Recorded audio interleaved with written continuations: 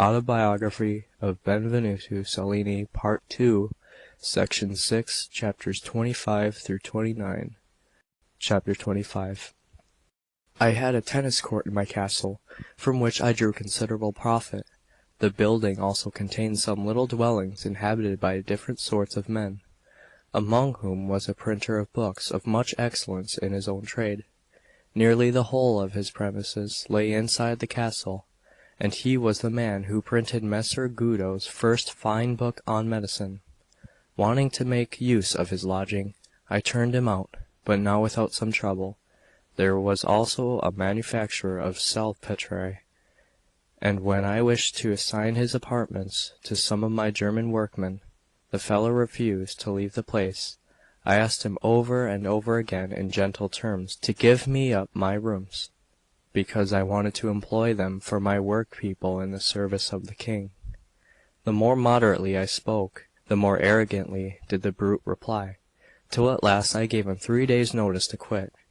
He laughed me in the face, and said that he would begin to think of it at the end of 3 years.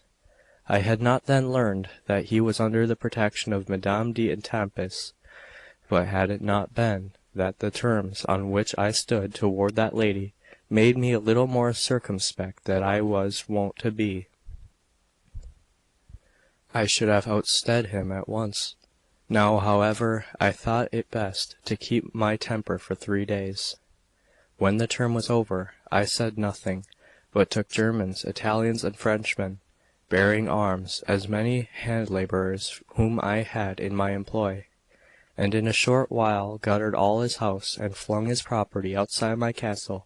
I resorted to these somewhat rigorous measures, because he had told me that no Italian whom he knew of had the power of spirit to remove one ring of iron from its place in his house. Well, after the deed was done, he came to find me, and I said to him, "I am the least of all Italians in Italy, and yet I have done nothing to you in comparison with what I have the heart to do, and will do if you utter a single further word." Adding other terms of menace and abuse, the man, dumbfounded and affrighted, got his furniture together as well as he was able. Then he ran up to Madame d'Etampes, and painted a picture of me like the very fiend. She, being my great enemy, painted my portrait still blacker to the king, with all her greater eloquence, and all her greater weight of influence. As I was afterwards informed, his Majesty twice showed signs of irritation, and was minded to use me roughly. But Henry the Dauphin, his son, now King of France, who had received some affronts from that imperious woman, together with the Queen of Navarre, sister to King Francis, espoused my cause so cleverly that he passed the matter over with a laugh. So with God's assistance I escaped from a great danger. Chapter 26. I had to deal in like manner with another fellow, but I did not ruin his house. I only threw all his furniture out of doors. This time Madame d'Etampes had the insolence to tell the king, "I believe that devil will sack Paris one of these days." The king answered with some anger that I was only quite right to defend myself from the low rabble who put obstacles in the way of my serving him. The rage of this vindictive woman kept continually on the increase. She sent for a painter who was established at Fontainebleau, where the king resided nearly all this time. The painter was an Italian, and a Bolognese, known then as Il Bologna. His right name, however, was Francesco Primaticcio. Madame d'Etampes advised him to beg that commission for the fountain which his Majesty had given me, adding that she would support him with all her ability, and upon this they agreed. Bologna was in an ecstasy of happiness, and thought himself sure of the affair, although such things were not in his line of art. He was, however, an excellent master of design, and had collected round him a troop of work-people, formed in the school of Rosso, our Florentine painter, who was undoubtedly an artist of extraordinary merit. His own best qualities, indeed, were derived from the admirable manner of Rosso, who by this time had died. These ingenious arguments and the weighty influence of Madame d'Etampes prevailed with the king, for they kept hammering at him night and day, Madame at one time, and Bologna at another.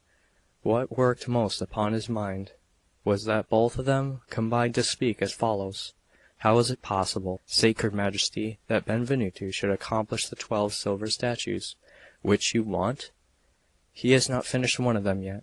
If you employ him on so great an undertaking, you will of necessity deprive yourself of those other things on which your heart is set.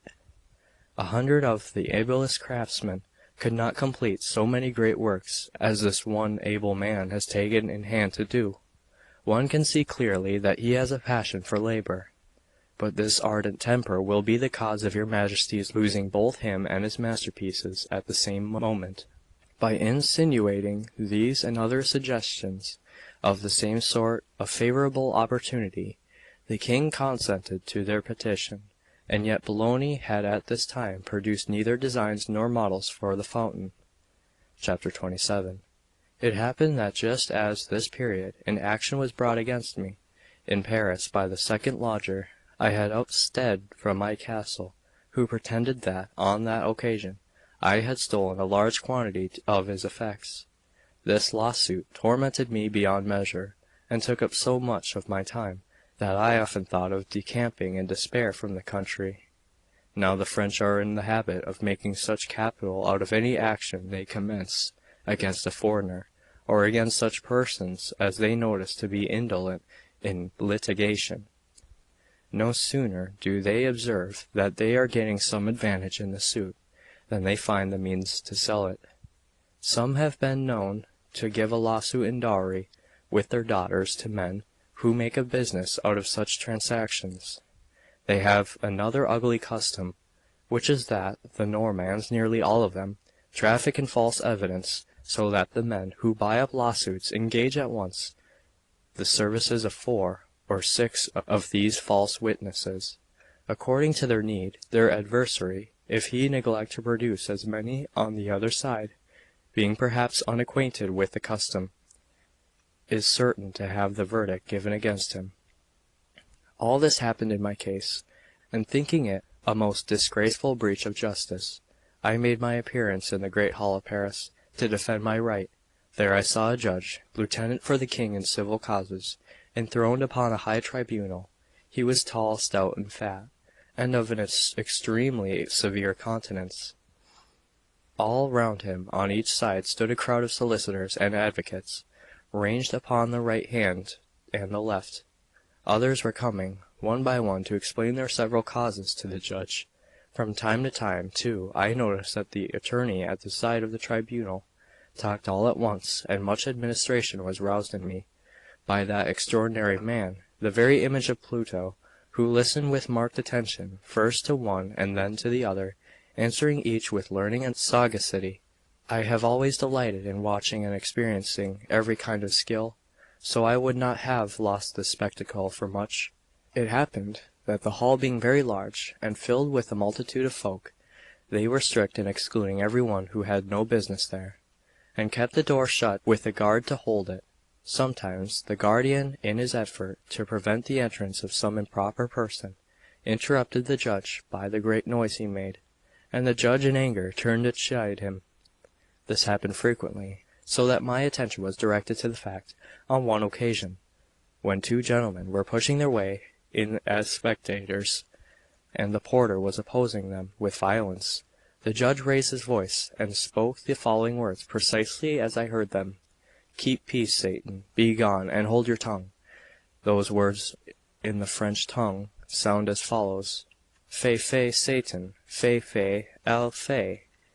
Now I had learned the French tongue well, and on hearing this sentence, the meaning of that phrase used by Dante came into my memory when he and his master Virgil entered the doors of hell.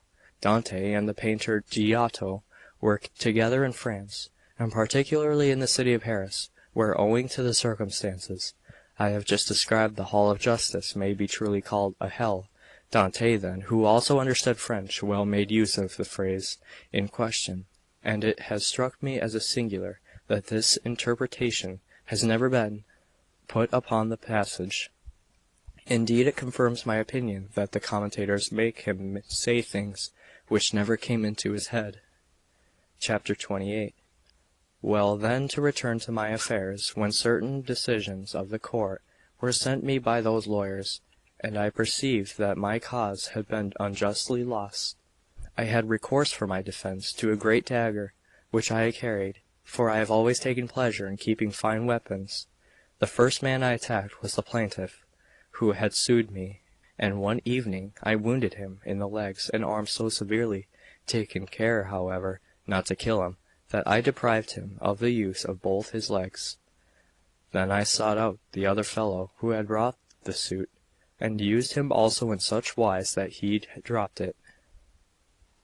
Returning thanks to God for this and every other dispensation, and hoping to be left a while without worries, I bade the young men of my household, especially the Italians, for God's sake to attend each diligently to the work I set him, and to help me till such time as I could finish the things I had in hand.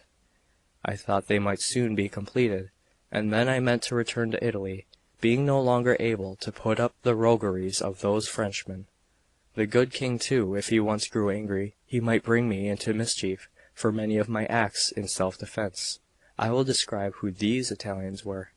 The first, and the one I liked best, was Ascanio from Tagliacozzo in the kingdom of Naples. The second was Pagolo, a Roman of such humble origin that he did now know his own father. These were the two men who had been with me in Rome, and whom I had taken with me on the journey. Another Roman had also come on purpose to enter my service. He, too, bore the name of Pagolo, and was the son of a poor nobleman of the family of the Marcone. He had small acquirements in our art, but was excellent and courageous swordsman. I had another from Ferrara called Bartolomeo Chioscia. There was also another from Florence named Pagolo Messeri. His brother, nicknamed Il Gatta, was a clever clerk, but had spent too much money in managing the property of Tommaso Guadagni, a very wealthy merchant. This Gatta put in order for me the books in which I wrote the accounts of his most Christian Majesty, and my other employers. Now Pagolo Messeri, having learned how to keep them from his brother, went on doing this work for me in return for a liberal salary. He appeared, so far as I could judge, to be a very honest lad, for I noticed him to be devout, and when I heard him sometimes muttering psalms and sometimes telling his beads, I reckoned much upon his fine virtue.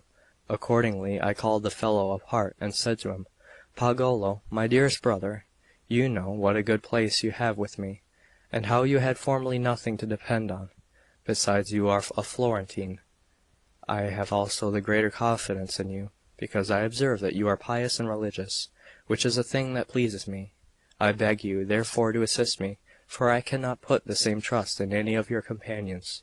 So then I shall ask you to keep watch over two matters of the highest importance, which might prove a source of much annoyance to me.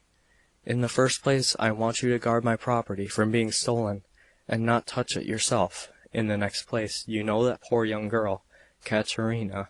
I keep her principally for my art's sake, since I cannot do without a model.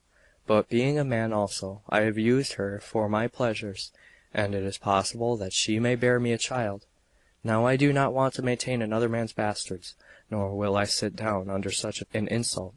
If any one of this house had the audacity to attempt anything of the sort, and I were to become aware of it, I verily believe that I should kill both her and him. Accordingly, dear brother, I entreat you to be my helper. Should you notice anything, tell it me at once, for I am sure to send her and her mother and her fellow to the gallows. Be you the first upon your watch against falling into this snare." The rascal made a sign of the cross from his head to his feet, and cried out, "O blessed Jesus, God preserve me from ever thinking of such a thing. In the first place, I am not given to those evil ways. In the next place, do you imagine I am ignorant of your great benefits toward me?" When I heard these words, which he uttered with all appearance of simplicity and affection for me, I believed that matters stood precisely as he asserted. Chapter 29. 2 days after this conversation, M. Matteo del Nazaro took the occasion of some feast day to invite me and my work-people to an entertainment in a garden.